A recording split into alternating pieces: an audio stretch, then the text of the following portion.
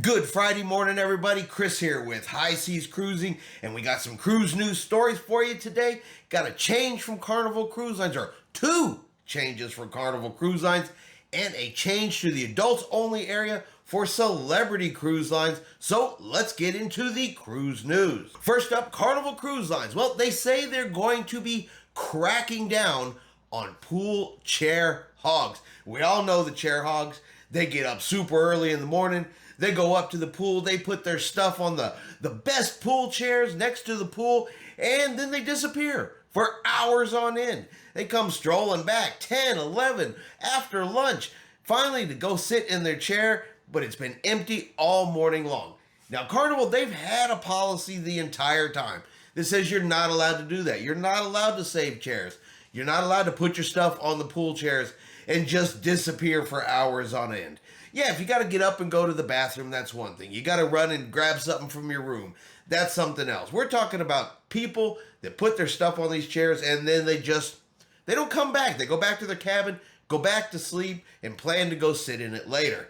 The Carnival, like I said, all along has said you can't do that. But now Carnival says they're going to be cracking down on it. They're going to be enforcing the rule. And now they have crew members that are specifically going around with some stickers that they put on chairs that they've seen. They notate the time that says, hey, your chair has been empty, because it can only now be empty for 40 minutes. So they put what time that they noticed it.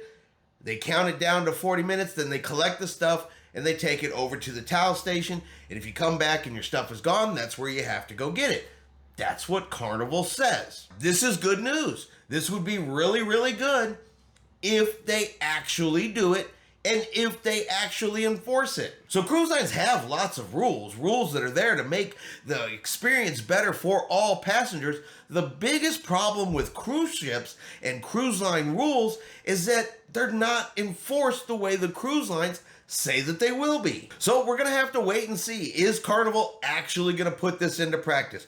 Are they actually going to put the stickers out? Are they actually going to enforce it? And are they actually going to keep it up? If they do, then it's going to give more people opportunities to get chairs around the pool, hopefully stop people from trying to save the chairs. But like I said, it's really all going to depend on whether or not Carnival enforces the policy, or are they just giving it a little bit of lip service? Next up, we have some changes for Carnival's new private destination, Celebration Caye, located in the Grand Bahama Island. Now, this private destination is still under construction.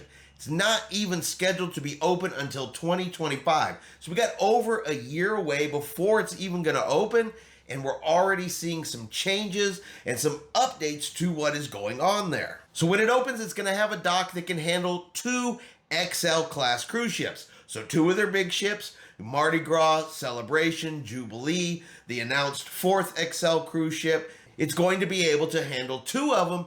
And now in the middle of construction, they said, well, let's go ahead and change that from 2 ships up to 4 ships. So they're going to expand the dock and add spaces for 2 more ships. So it's actually going to be able to hold 4 XL class cruise ships all at the same time. Now, while Celebration Caye will open in 2025, the dock extension won't be completed until 2026. Now, I love a private island. I love a private destination, but I gotta wonder, this place hasn't even opened yet, so we don't know how it's gonna feel with 2 cruise ships there. Is it gonna be, feel like there's plenty of space for everybody?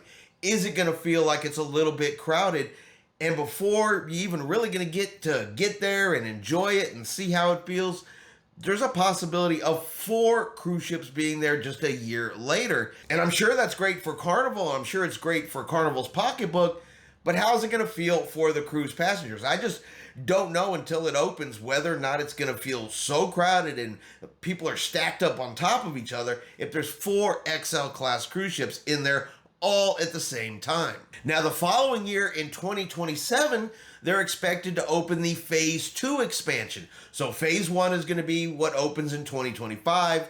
the pier extension in 2026, and then phase 2 in 2027, which if it's overcrowded in 2026, that would definitely help spread people out a little bit more.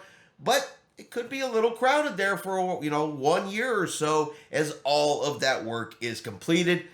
But until it actually opens and we see how it feels and what it looks like and how they handle the crowds and spreading everybody out, right now it's just kind of a guess. I mean, what do you guys think? Do you think 4 cruise ships at one private destination could possibly be too much? And finally, a little change from Celebrity Cruise Lines, because they have announced on select sailings. Now, this is going to be select sailings where they can have inclement weather. So sailings, say, going to Alaska, Antarctica, places where it's cold. Most likely you'll see this hit Alaska cruises probably more than any of the others. But they are going to be allowing guests that are 16 and younger into the adults only solarium, into the pool area, because it's climate controlled, and they would be able to use the pool and hot tubs and the facilities in the adult only area. Now, like I said, this is on select sailings, so it won't be every ship, it won't be every cruise.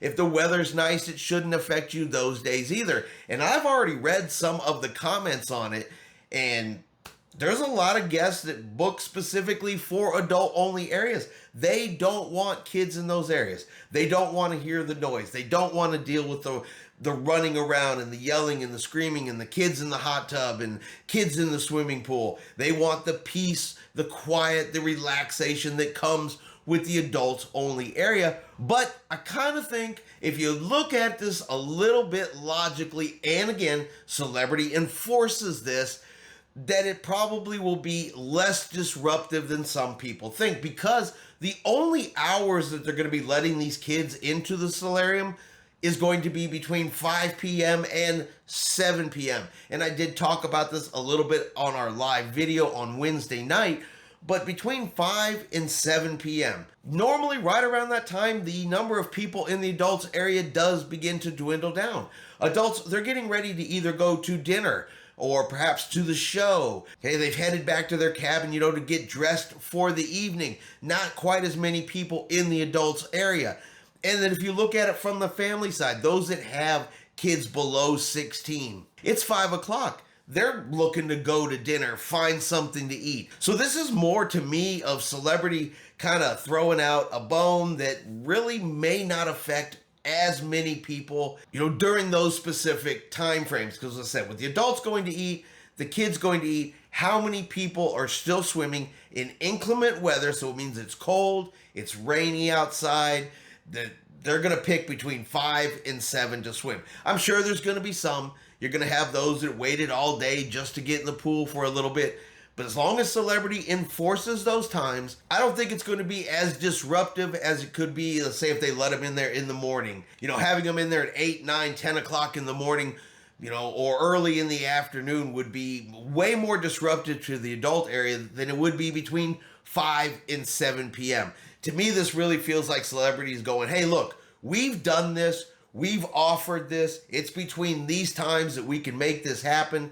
I understand you had something else to do. I understand you had dinner, but look, it was there. You just didn't take advantage of it. And the number of kids on Celebrity Cruise Line ships, is usually less than you would find on your Carnival, your Royal Caribbean, or your Norwegian cruises. So as we go into the Alaska season and this option becomes available, I'll be real curious to see, how disruptive is it going to be? Because, as I said, there's a lot of people who said, this is going to ruin Celebrity cruises. They're upset that kids can be in the adult area.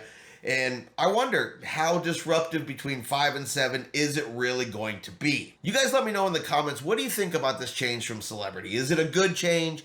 Is it a bad change? Is it really going to be a non-existent issue because of the times they've selected? Or are you with some of the comments that I've read that you think this is a terrible move and they're just ruining Celebrity cruises for adults that want adults only areas? And that's going to be our video for today. If you've enjoyed today's video, do me a favor and hit that like button. If you haven't done so yet, do me a favor and hit subscribe. It is free to do so.